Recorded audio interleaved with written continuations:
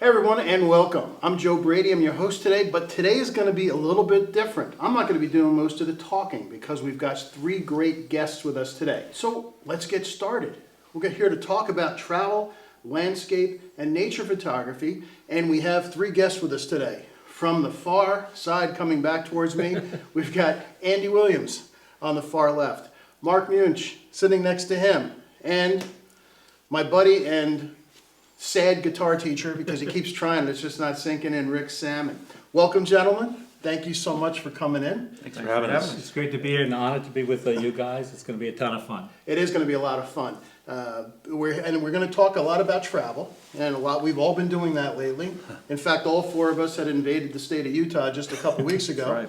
Right. And Rick had the hardest time of it. He really had to adapt, and part of getting great photography is being willing to adapt. Yes, when the national parks are closed. Yes, Rick was involved in a shutdown. We were all planning on going to Arches and Canyonlands, and Rick had to make Plan B work. So being that kind of flexibility into your whole shooting is going to flow into everything you do, and you guys still had a great time, didn't you? Yep.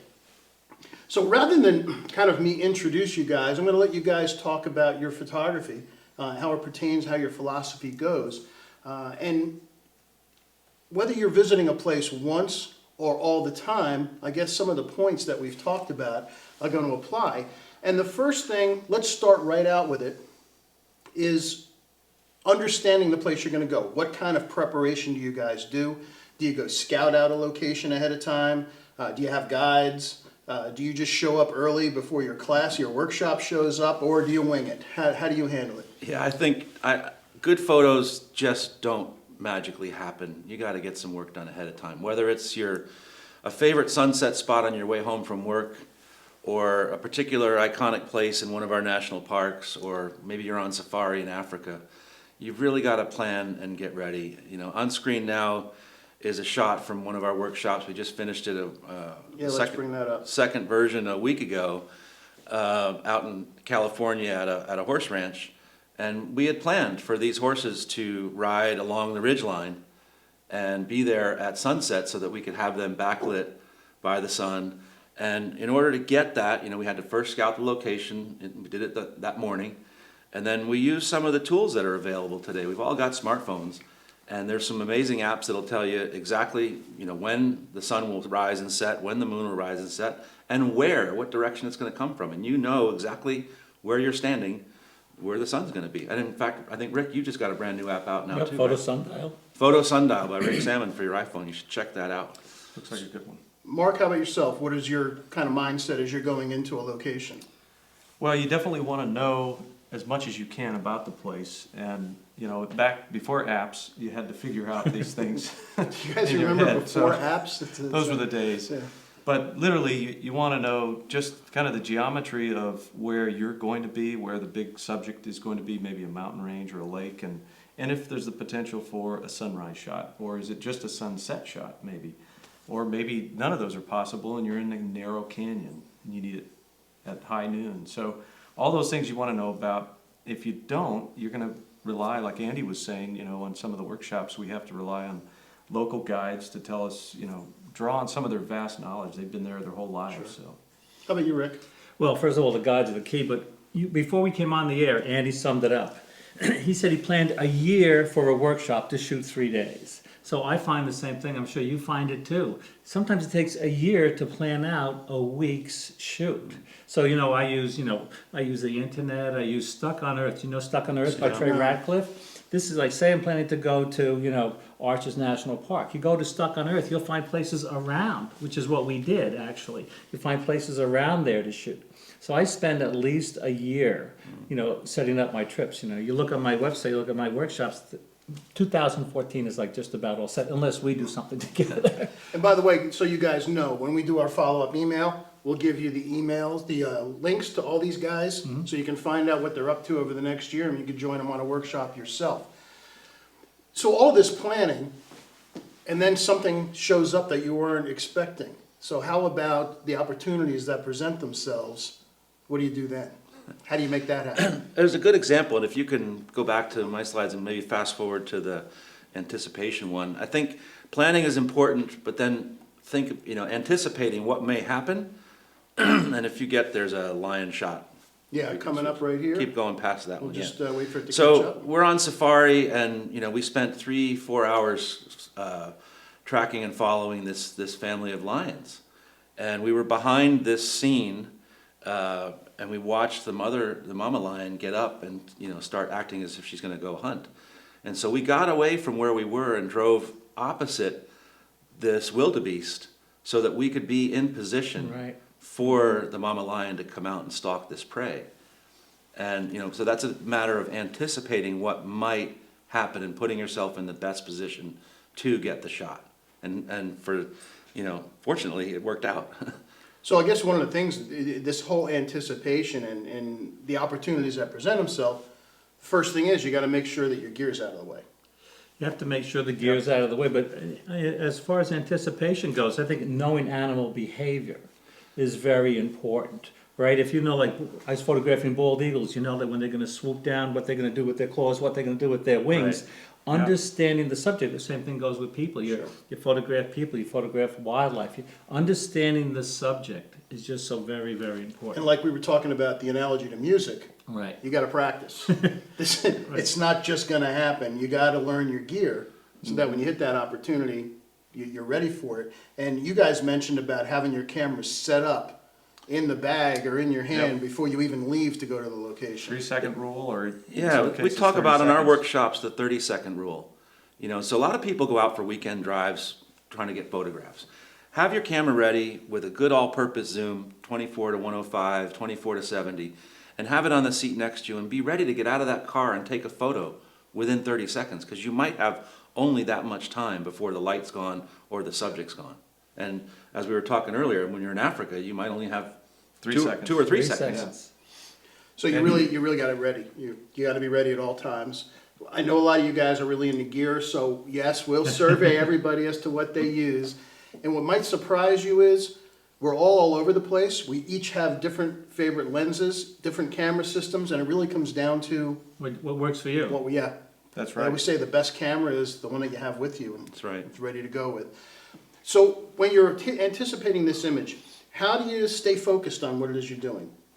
I have a couple slides, if you keep going forward, which show one of the that's sort of anticipation there. And that brings up scouting, which I do in the middle of the day. Sometimes you can do it even when the light's good if you have the luxury of enough time.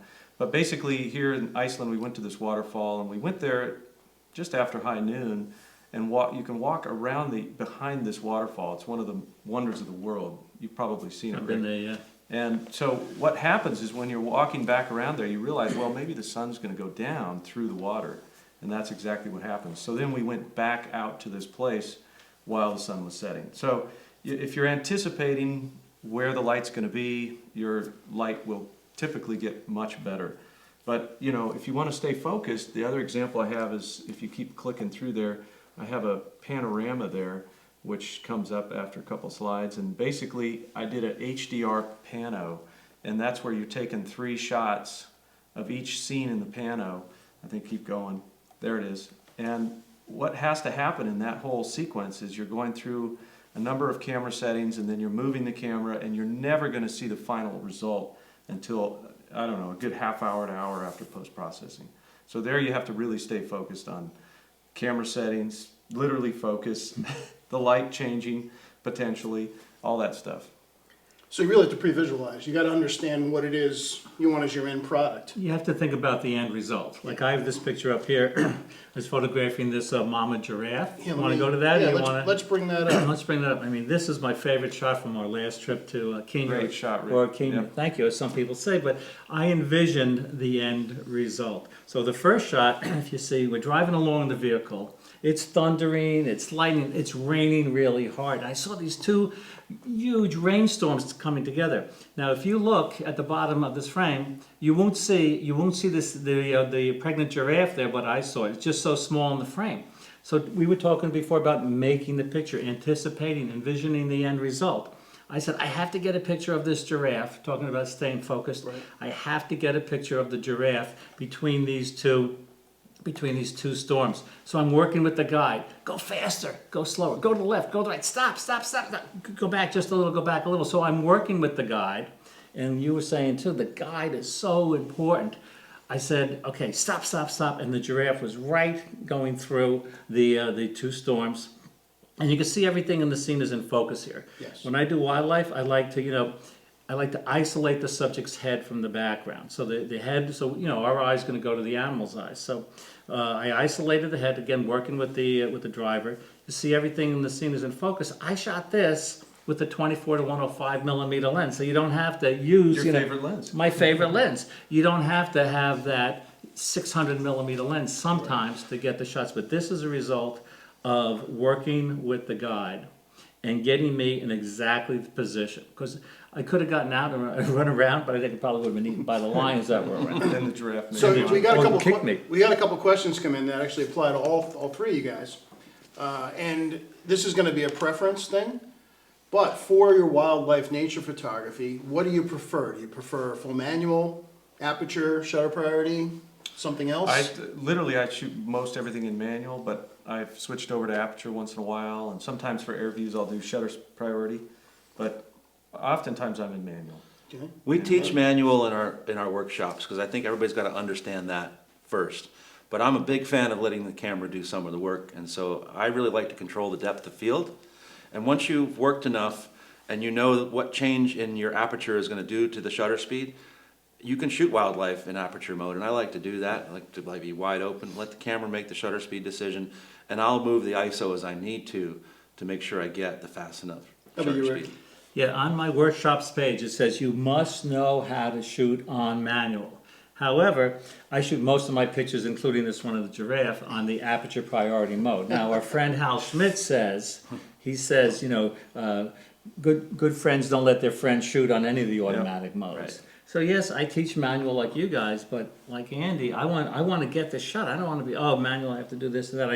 I have my thumb when I'm shooting on that wheel on the back of the 5D Mark III.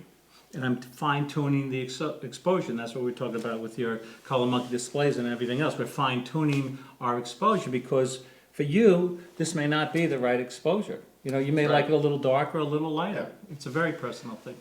And that is, again, something more specific, I would think, for wildlife photography, or maybe you don't want the foreground or the background in focus. But if Sure. we're talking about landscape photography, then in general, you want everything in focus. So you're probably going to want to either go aperture or take more manual control. So I Definitely. guess the consensus was that everybody prefers manual, but they don't always stay there. Is that a fair thing to say? That's fair to say. I don't practice what I preach, so. And then I know Rick has you've been to Iceland recently. Have you guys? We were both just been there, yep, back in September. So somebody asked about shooting in Antarctica, which I'm going to guess is somewhat similar to shooting in Iceland, same Pretty kind of close. conditions. So what did you find peculiar or specific about shooting there that might have created a different set of problems? In Antarctica? Well, or in Iceland, the same kind of. Well, it actually was. We went to Antarctica in December, which is their summer. So actually, I was in a T-shirt some days on the front of on the bow of the ship. Cold wasn't that big a It deal. wasn't that big a deal, but I was prepared. I think the main thing there is when you're shooting in the cold, gloves, right?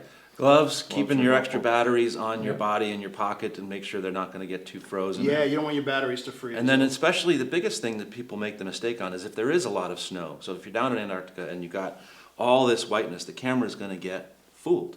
The camera meter is going to think it's just a big old gray card. And so you've got to learn to be smarter than the camera there and overexpose for that type of situation. And for those of you, the guys that have watched before, you guys know how much I preach on spot metering with my Sekonic 758 and then compensating for that. So another way. Let's get a couple more questions in.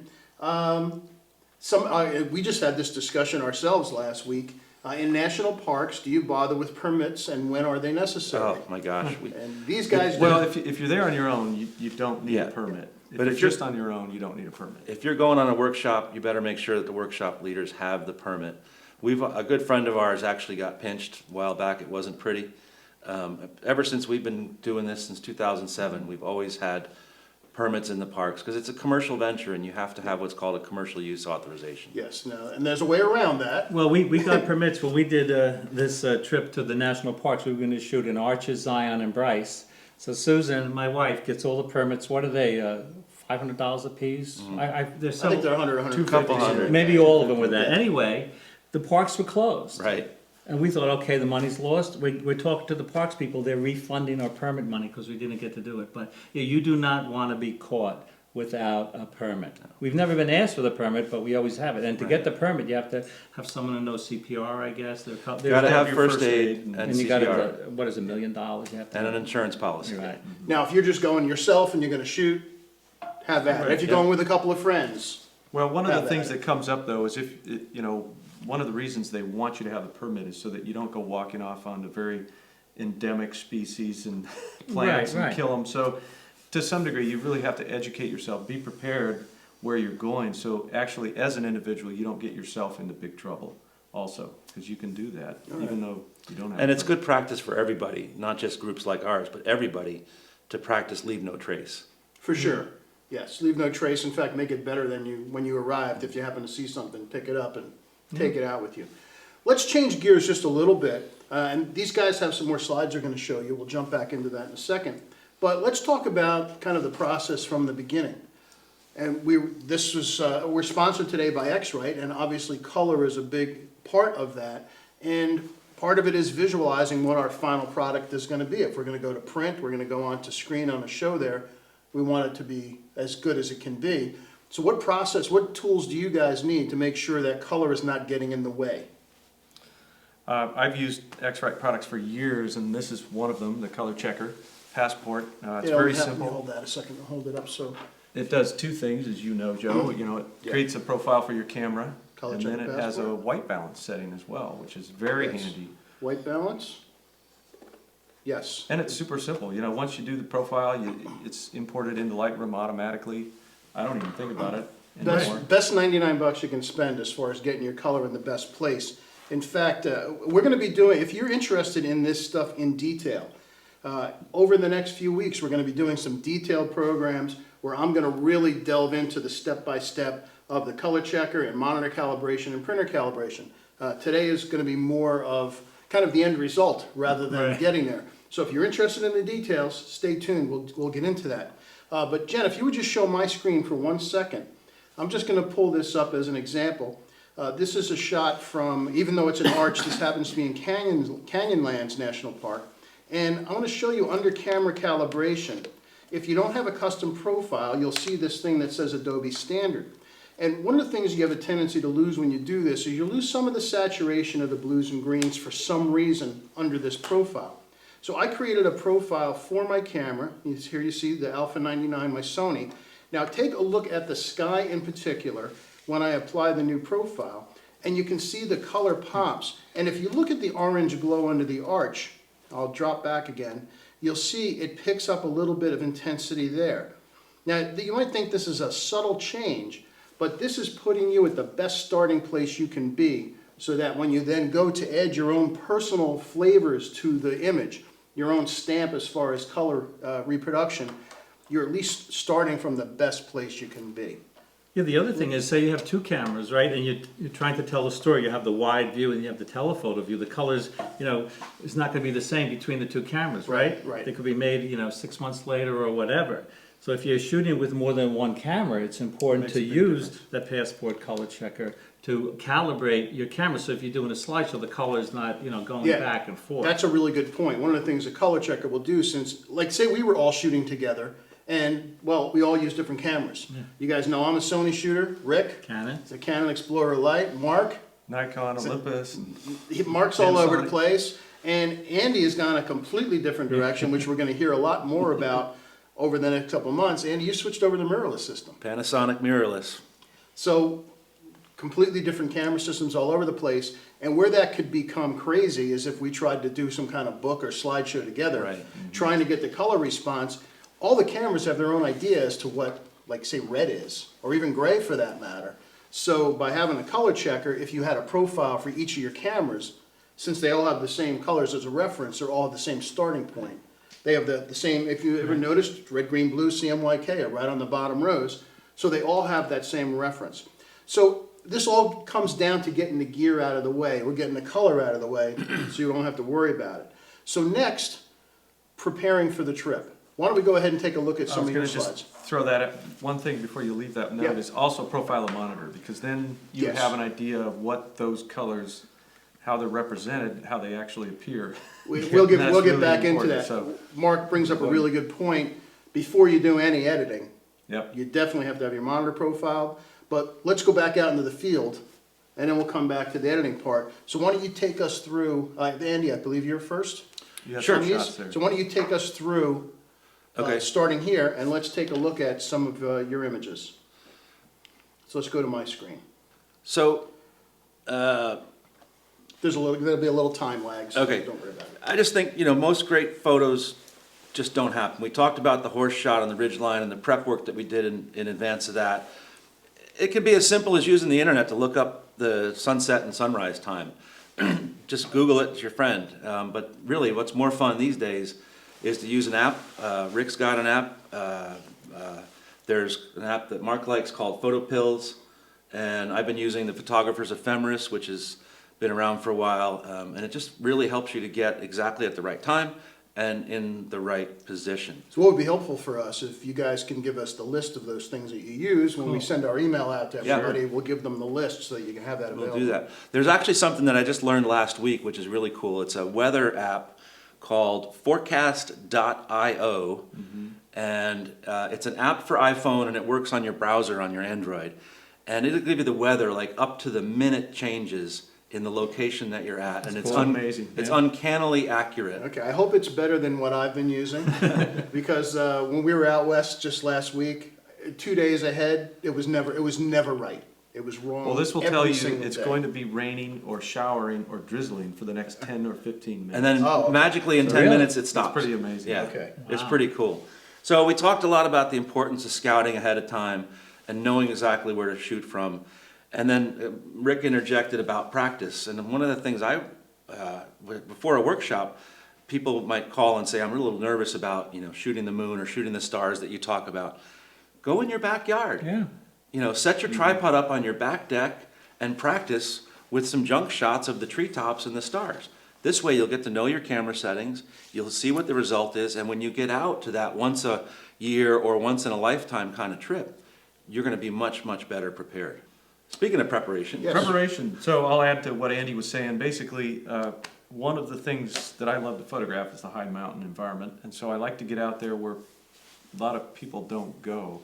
That's why I picked this picture. And one of the things that comes up often in scenarios like this is you've got to be over prepared, basically mentally and physically. So if you're going to go on a strenuous hike, you really want to be able to do that hike 3 times in one day, because then you will have the ability to concentrate on the pictures.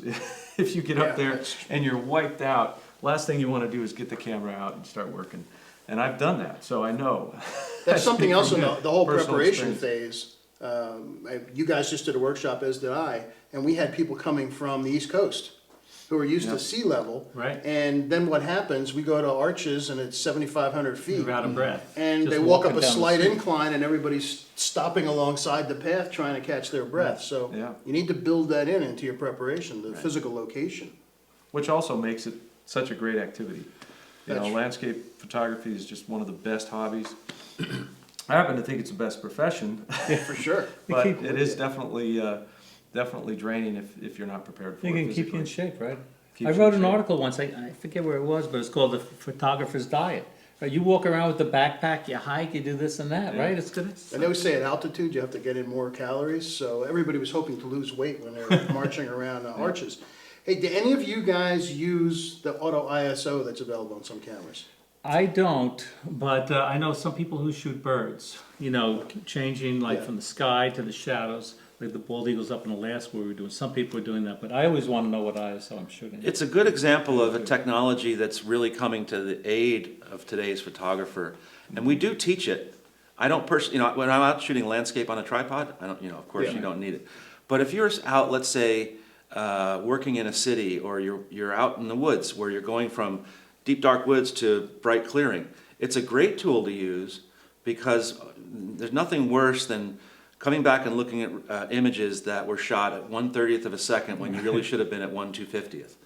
So the auto ISO is a great tool if you're out, like I said, taking a hike from 10 a.m. until Yeah. 2 p.m. while you're waiting for the good light, and you're in that changing, just like Yeah. a bird shooter. But I would agree with you, Rick. I kind of want to know about it. Yeah. So if you know ISO and no manual, then you can take advantage of the Right. auto ISO, right? Right. It's like aperture priority. We It's kinda won't- using that intelligence. Yeah, we won't let people or teach that until they've fully mastered the manual part. Do you have a cutoff? This is the highest ISO, I think it with the exception of star shots. Is Yeah. there a cutoff? It depends on the camera you're using, but you know, today's cameras, the full frame Canon and Nikons and Sonys, even the crop sensor bodies, the newer models, ISO 3200 is like butter.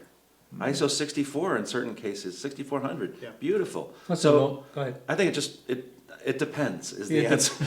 You know, with The answer no- is it With depends. the noise reduction features we have in Lightroom and Photoshop, Adobe Camera Yeah. Raw, Oh, yeah. and Aperture, Noise Ninja, we Right. can go through the list. Topaz to noise, Nick The real answer, I think, it depends, is have the ISO be as high as you're willing to allow it to get a good print. So you need to learn your camera again. It depends how Right. big your print's gonna be. I'm actually gonna separate myself out for the group on here.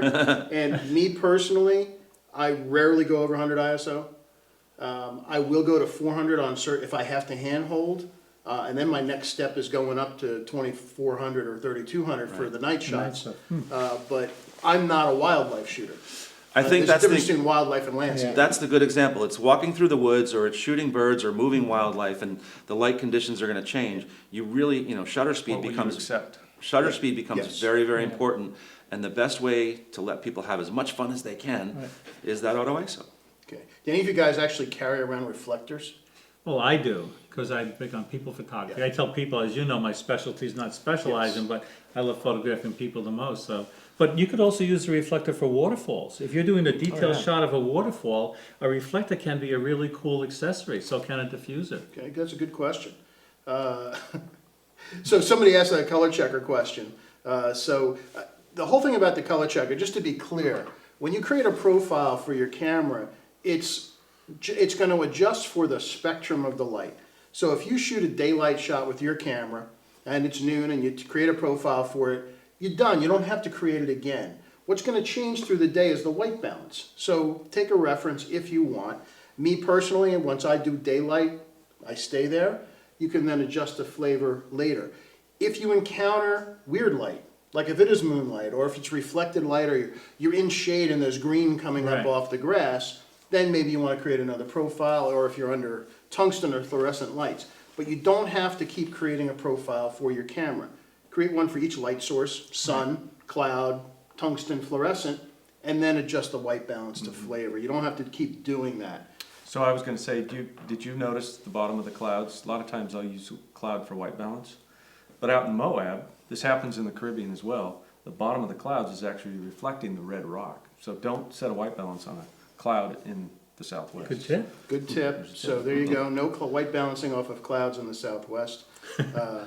When you're white balancing off of something, you're asking your eye to judge what's neutral, which it's not very good at.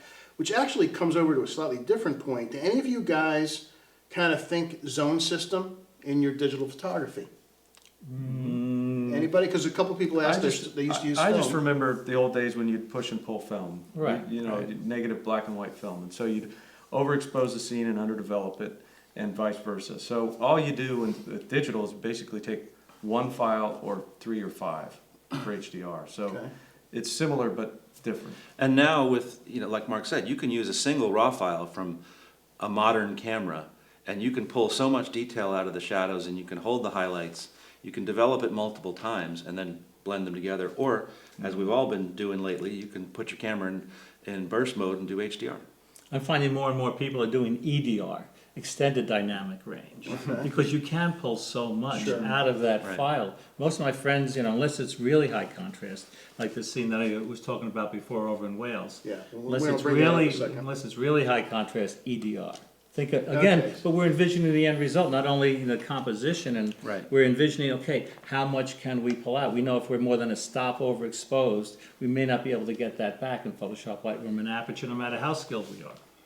Yeah, it's shot. interesting. We all follow waves of the way we like to approach Right. things. And I'm sure you guys have gone back to images you shot 10 years ago and are processing them completely different ways to get different results because the software has changed.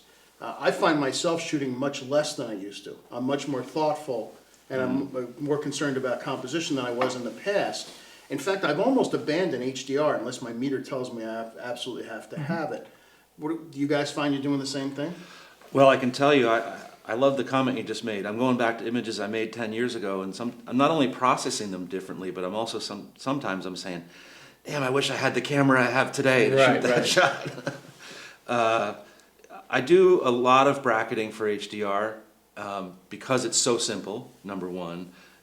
Memory cards are cheap, and I want to have as much possible data as I can. What I'm finding, though, that's very interesting is many times as I bracket for HDR, the shot that's perfectly exposed is just enough of what I need, and then I can do like what Rick's saying, the extended dynamic range. So Which is, let's clarify that, because I'm sure that's going to Yeah. confuse people when you talk about extended dynamic range. EDR. What's the process? Well, it's just a term that I came up with, with my Rick has his own Sammonism. It's a dictionary. Sammonism. It's Yes. actually, I have a blog post. We'll have a link to it. Yeah, okay. It says goodbye HDR, hello EDR. Okay. So it's just my term. It's just my way of pointing out that there's so much that we can pull out of that single raw file, which is why we want to shoot RAWs. We can pull out much less from the JPEGs. I think, and Mark and I have been teaching that since the beginning. Right. It's not a new You know, There's back a before lot there. HDR was popular, we were taking a single RAW and developing it two or three times, and then in Photoshop using layers and masking Yeah. to bring the best of that image together. HDR has made it possible now with the programs that are out there by Nick and Photomatics and others, just to push a button and you get the same result or better. Well, it's about speed, and we were talking about that with the color check. It saves you time. With the HDR programs, it saves you time over doing it the layers. And as far as plugins go, every plugin that's out there, you could do the same thing in Photoshop. If you know how to do it, it might take you an hour. Right. Right? So it's just, they're all time savers. Rick, let's take a look at a couple of your images. You had this trip to Wales where you got some astounding stuff. Let's talk about this one first. Okay, this is my favorite picture from Wales. Susan and I were over there last week. I have to tell you this. Actually, before I tell you this, I'll tell you an Ansel Adams story. I was working with John Sexton, one of Ansel Adams' assistants. And he tells us someone writes Ansel Adams a letter saying, Mr. Adams, I have your books, I have your posters. I went to Yosemite. And he's really mad. He says, it didn't look like that.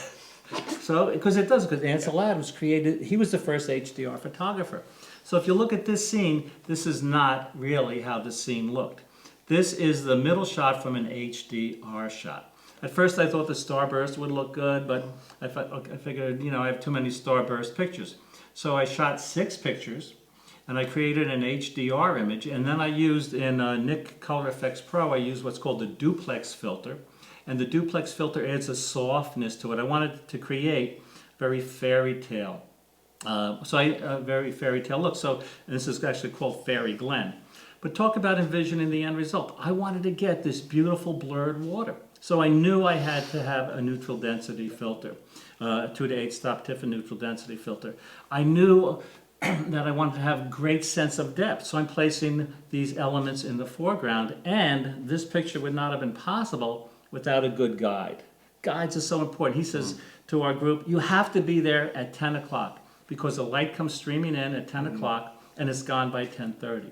So it's a result of a team effort, making the picture and seeing the end result, and that comes from, this scene, which is kind of like a blah, here's the original shot again. It's kind of like a bland shot. So it comes down to something, again, that you've talked about before, and as well of you guys, that your job isn't to just do the mechanical act of taking a picture.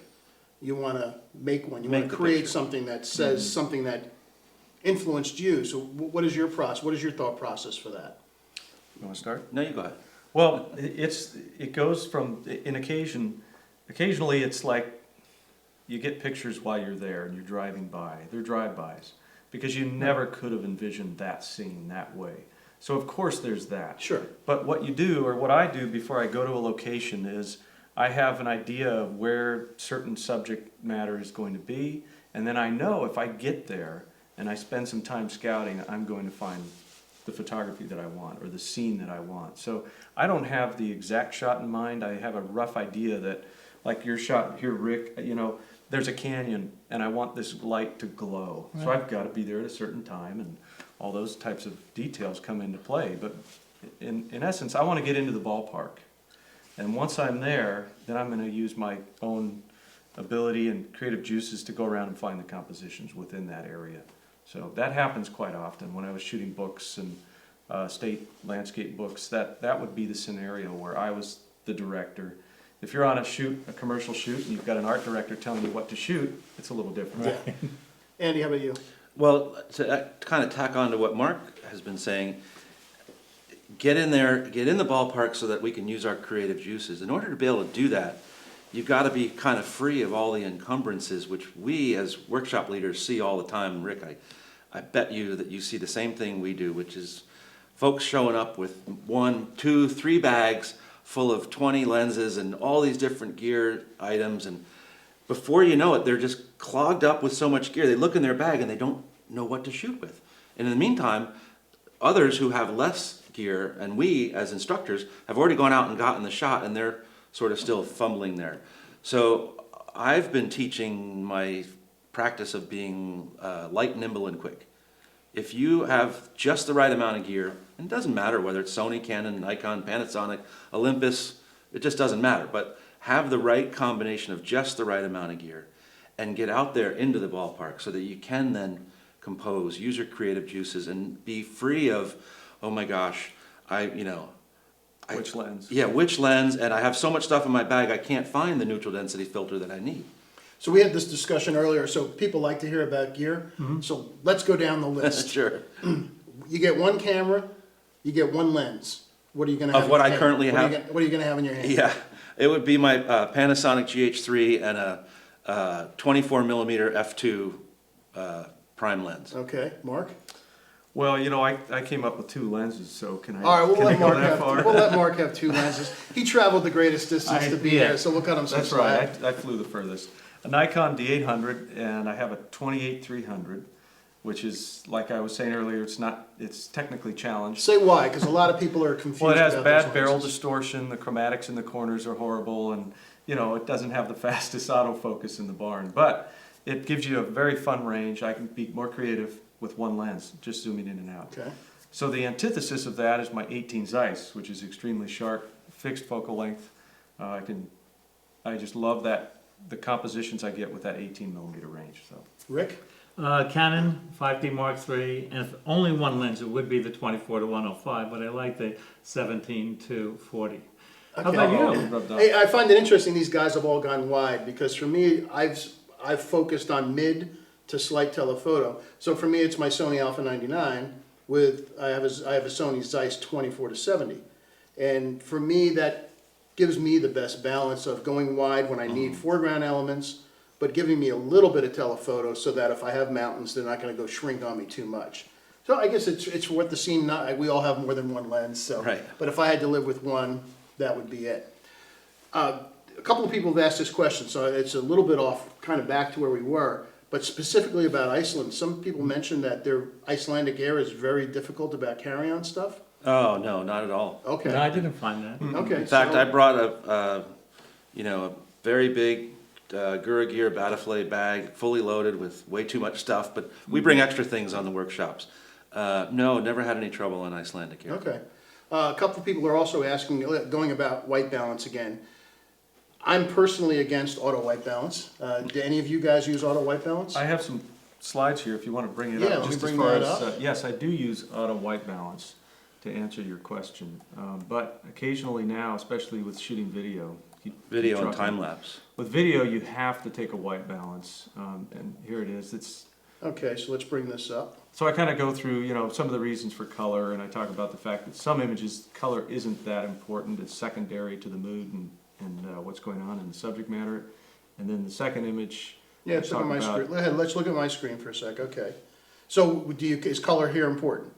not as important. Okay. But- And here, you've got the sunset clouds. You really want to get those close to reality so that it doesn't look like something on Mars. Okay, And that's where I would use, everything I have in my tool belt to make sure the colors are right and okay. accurate. Rick, you? The only time I use auto white balance is if I'm shooting like in a kitchen where there's a mixed source of lights, fluorescent, tungsten, and daylight. If you're shooting a panorama, the last thing you want to do is That's set a good on point. auto white balance, because if you do it and you're set on auto exposure and auto ISO, you put together this beautiful panorama like these guys take, and you're going to have these strange bands in the sky. So when you're doing the panorama, manual. Panos and time lapse, it's good Yeah. to set your white Andy, how balance. about you? Auto white balance, if I'm doing a single shot on a tripod, I just don't worry about it. In the field, I'll worry about it, in Lightroom. Okay. But like Rick, when I shoot panoramas or doing a time lapse, especially during the day, we'll set it, set it so it won't change. Okay. I Well, do have, the next slide, I was gonna just say Yeah. that there is one point you can get in trouble. let's take a look at this one. In auto white balance, it's where, if you don't look at a histogram, occasionally you can blow out one of the channels, like the blue Right. channel during a shot like this in the Mhm. evening. So, yes, I use auto white balance, but there are a couple scenarios where you might wanna set a manual white balance, or look at your histogram, so you know you're not blowing out the blue channel. Okay. All good points, and again, we all have different points of view in it. To me, I avoid auto white balance like the plague, because I never know if I'm gonna, at the last minute, wanna create a pano stitch out of a shot, out of a scene, and decide I wanna get a couple of shots either side. To me, also, auto white balance is a problem in the shade, because if there's a lot of reflective colors, like we were all in Red Rocks recently, where the camera's gonna see that and try to white balance off that, it's gonna get confused. So for me, I prefer to pick a preset, shade or sunny or whatever works. Yes, you can adjust it after the fact, but when you're doing that preview to that histogram, to your point, the preview and histogram you're looking at are a JPEG that's processed with the camera settings. So if your white balance is really off, you might have a channel clip that isn't really clipping. Right. So that's, it's a personal thing, and it's just the way you guys want to work. So we've got our great captures. You've come back and you want to make those adjustments. You want to turn this raw capture into what you pre-visualized the end result's going to be. What do you have to do to make that happen? I know Rick, I know you calibrate your Well, monitor. I calibrated because you came out to my house about 5 years ago with the color monkey, and after we Here it is. calibrated, It's the same right. one. This is this is a collector's item now. This is exactly the same one that Joe used. But seriously, my monitor looks so different. So we not only calibrated my monitor, we calibrated my printer, and we calibrated my projector. Yes. And we're also talking about before your color versus true color, and what do you Yes. want? And you could use that for either. Yes. So this Glen shot, this fairy Glen shot you showed before, this Iceland shot that we have Yeah, up here. let's bring this one up. Yeah, this Take a Aurora look. Borealis. This is not how it looked. Yeah. Right? I used a detail extractor in it Sure. to get some of the color in there. I increased the saturation. Usually I just use vibrance, but I wanted to saturate the whole thing. So here's, actually it's the next one that's going to come up. You can see how flat this picture, that's how it looked to our eyes. Yet we're out there saying, oh my gosh, I can't believe we're seeing the Aurora Borealis. Hey, Rick, Yeah. there were some people on our trip that actually did not see it and didn't notice it until they got back on the On the cameras, right, because the cameras are more Camera saw sensitive. The cameras saw it, you're right, and we And it was didn't. amazing. So here, when you're doing this night photography, Yeah. the camera is seeing things that you can't see. Right, Where when you're doing day photography, you're seeing things that the camera can't Right. capture. Or it captures wrong because it only has one color temperature, it only has one contrast curve where your eyes adapt depending on where you're looking. but it's So back to color. It's Let's talk about this. amazing that I was able to create this image, right? Actually everyone on the workshop created similar images from this image. If you look at the bottom, the clouds are in the same place. It's the exact same file, just cropped a little differently. So Yes. again, I'm envisioning the end result, and that's what we have to do. So the monitor calibration is important because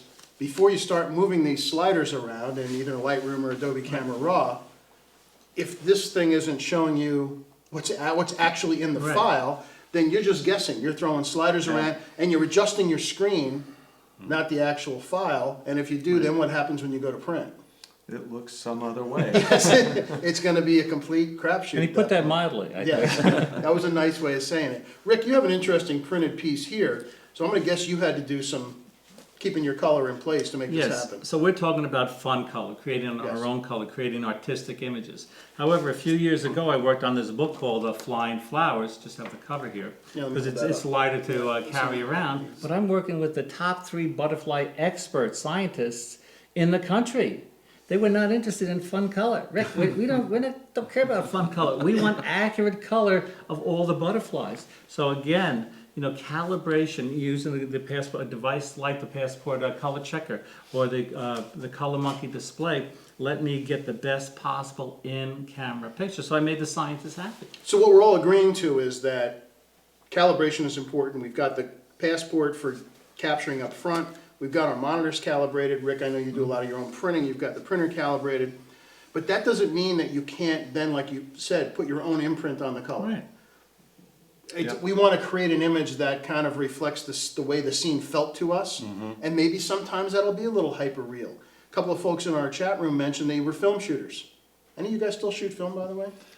Not shooting any No, film. nobody's shooting film. I have Well, some in the freezer, but Yeah. But when you did, you used a certain film because you liked the color response. And it wasn't completely neutral. All the films Right. had some super Yeah. vibrance to them, especially if you were a slide film shooter. If Right. you shot Velvia or a Kodachrome, it was super real, but that's what we got used to.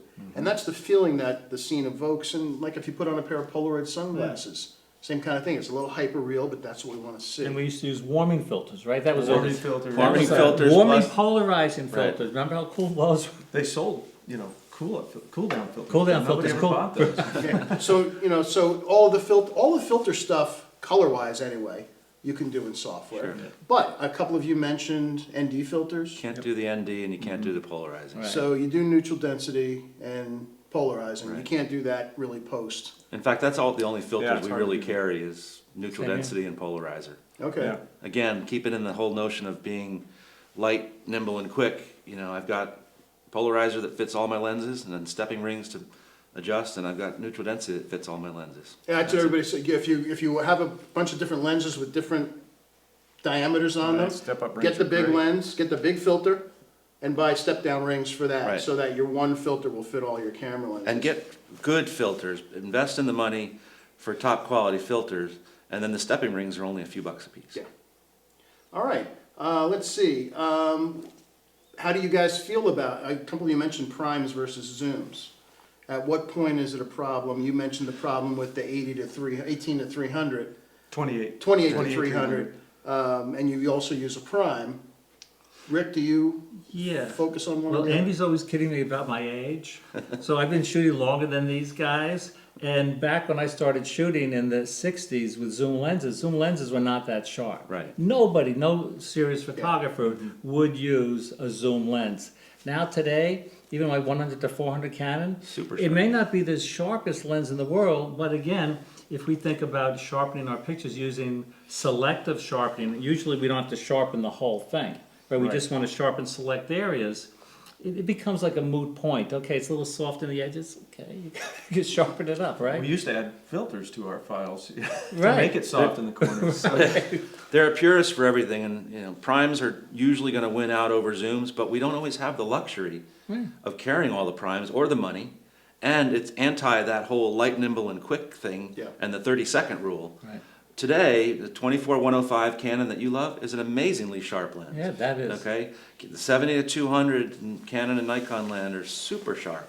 24-70 and all the different Yeah. brands really sharp. I'm using some zooms with the mirrorless system.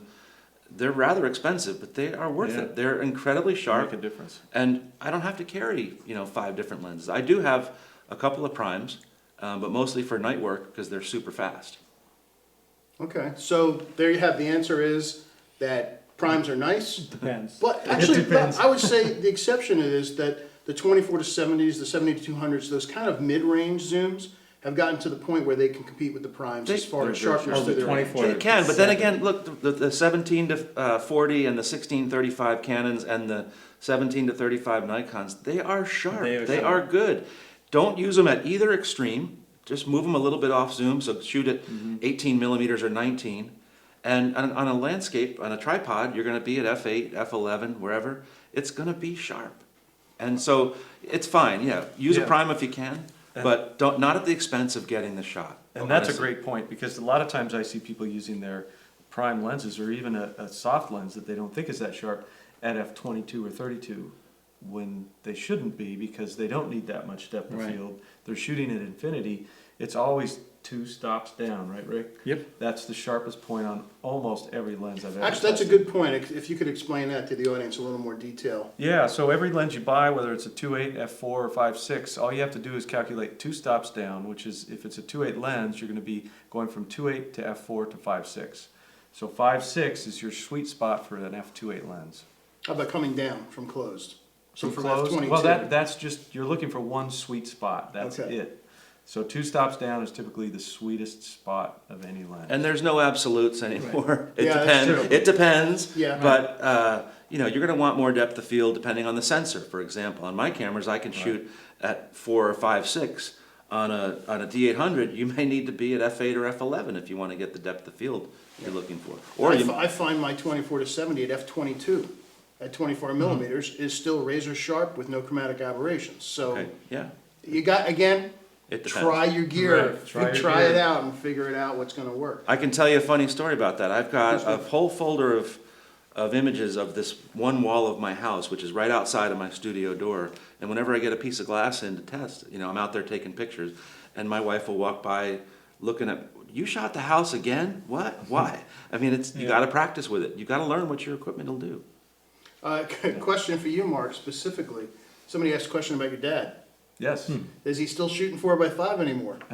Negative. Okay. He is not shooting 4x5. In fact, he has a little Lumix Panasonic camera that's kind of like an advanced point and shoot. I think he just got to the point where we figure he had spent about 6 years of his life in a changing bag, changing holders. Wow. So, Oh my God. you know, we have over 2.5 million 4x5 transparencies, of which some we scanned, but he was in the changing bag. For those of you guys that don't 1.5 know, million? Mark's dad, David Muench. David, actually, I don't think I told you this, Mark, but he was one of my inspirations as a youngster to get into landscape photography.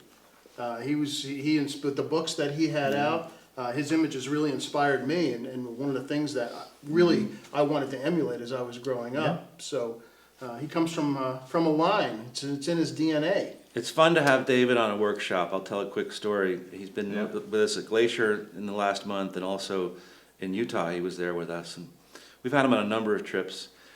We have a group, let's say it's 10 people, and a few of us are over here, and there's a bunch over there.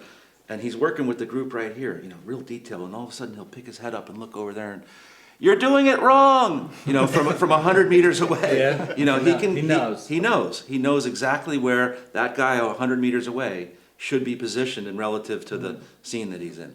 And you only get that from decades and Experience, decades of yeah. experience. That's one of the advantages of going on a workshop. If you guys have never been on one, we all teach them. We've all been on them. I've been out with Rick a handful of times.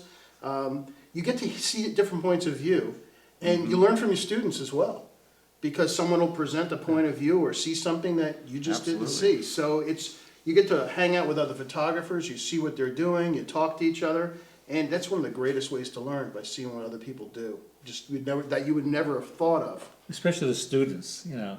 At the end of the workshops, we do a slideshow. And I said, oh my gosh, these people who are not into it that long, who are full-time doctors or truck drivers or Big day whatever, job, right?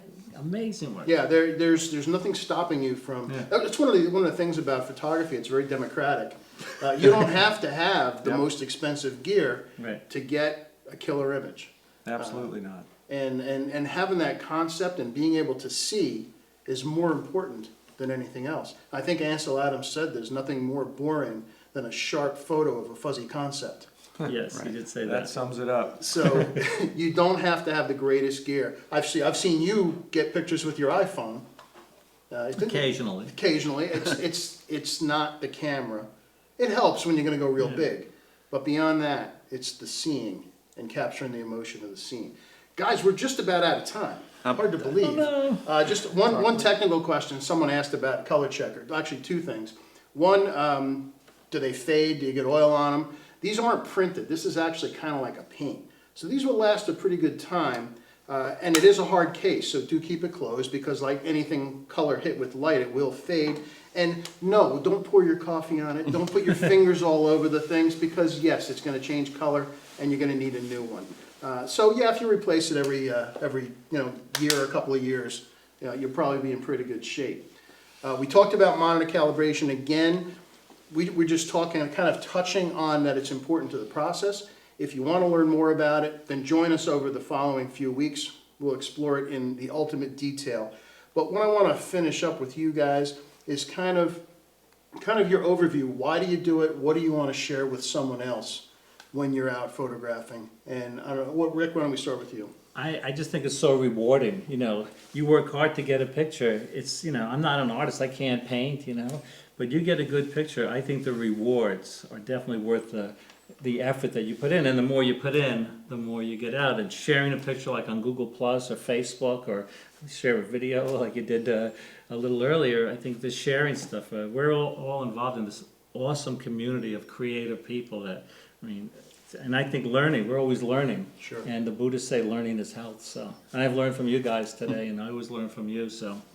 I'm very happy to be here, so thanks for having us. Always good to have you, Rick. Mark? Good learning. I second that motion. You have to keep an open mind to keep learning, because otherwise, once you shut it off, right, then you might as well go backwards. But you really, you know, the rewarding part is what you put into it is what you're going to get out of it. And oftentimes, the critiques are that critical moment where if you don't want to be critiqued, you're really not opening your mind up. So I always tell people, be willing to accept criticism, because it's going to help you grow. And when that moment comes where you are accepted and your work is accepted, it's worth 10 times the weight of gold. So be critiqued and enjoy it as well. For me, it's when somebody has that aha moment. You know, last week we're out there at 11 o'clock at night shooting stars, and the camera's going for 30 seconds. This person had never done it before in their life. And so we had the camera all set, push the button.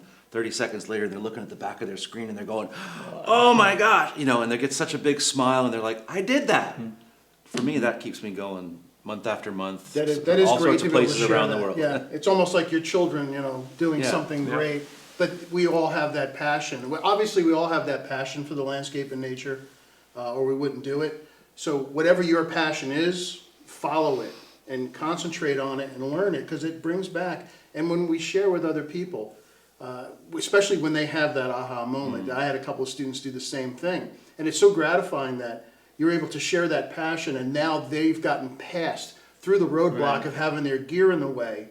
Now they can actually start to explore and capture these beautiful images. And we can't all get to everywhere on the planet, so our way of visiting these places is from what everyone else is doing. Sure. So that's a great part of the photography. So let's sum up, because we've got like 2 minutes left. So, going back to the beginning, first, know where you're planning to go. Yep. Planning. So you want to make sure that the place you're going to, you Yep. know what's there, you know the environment, you know the light, maybe some subject matter, sight lines, that kind of thing. Anything to add to Have a that? contact at the location. Maybe. Yeah, if you've never been there Guide. before yourself, get a guide. Backup plan. A backup, oh, yes, and in Rick's Plan B. case, where he got locked out of All the two national parks. Three. And what, three? What was the third one? It was Bryce Zion Oh, Bryce, and oh. Arches. Okay, so, yeah, Anticipating what might happen. I think was the next Government thing. shutdown. government, yeah, we didn't anticipate that, but anticipating not only that, having a plan B, but anticipate for possible opportunities that might present themselves. So that'd be the next spot.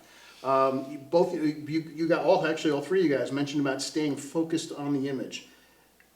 How do you mean, like, how do you keep from being distracted by everything that's going I think on? the first thing you should do, and people don't do this until I suggest, turn off your cell phones. You know, you can't be out there checking your email and doing all this other stuff. You go on a workshop, you're totally immersed, and that's one of the cool things about you're in this little community there. And you know, don't turn on the news. When I travel, I never turn on the news. Right? I'm not on CNN on the computer. Yeah.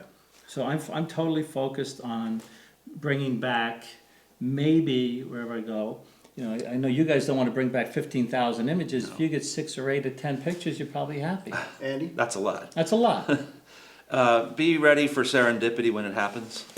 You know, you could be taking a hike or driving in your vehicle, and all of a sudden the light comes together and the river is reflecting and the jumping orcas are coming and the rainbows are out. You've got to be light, you got to be nimble, you got to be quick, you got to know your camera, you have to have your camera ready and get out there and be that 30-second rule. I call those photographing emergencies. Yeah. I'll slam the brakes, pull off the side of the road, jump out of the car. Fortunately for me, I'm married to a photographer.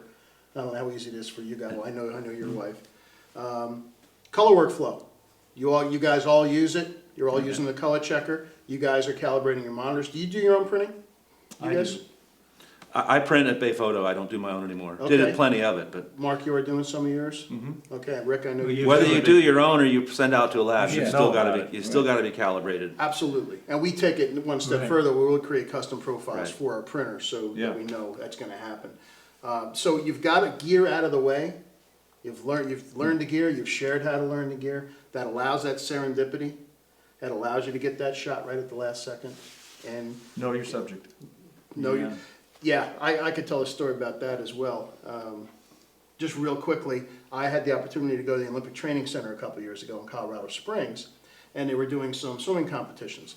I'm not a sports photographer, and there were people there that did it for a living. I got the most horrendously boring shots you can imagine doing this, and the same people standing next to me were getting Yeah. these spectacular shots. So, yes, know your subject. And for me, for landscapes, the thing I always ask my students when I come up to them, and you've probably seen this as well, everybody gets there, they just want to start shooting. Yeah. They're not even, they're Oh, just, yeah. they're just going like this all over We the call it place. the warthog effect in Africa. Okay. The first Well- warthog is shot. I just tell them, go ahead, get it out of your system.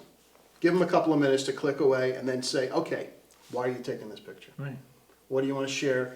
Do some cropping in camera, isolate. So that's, we all agree. Yep. But this is fun stuff though, isn't it?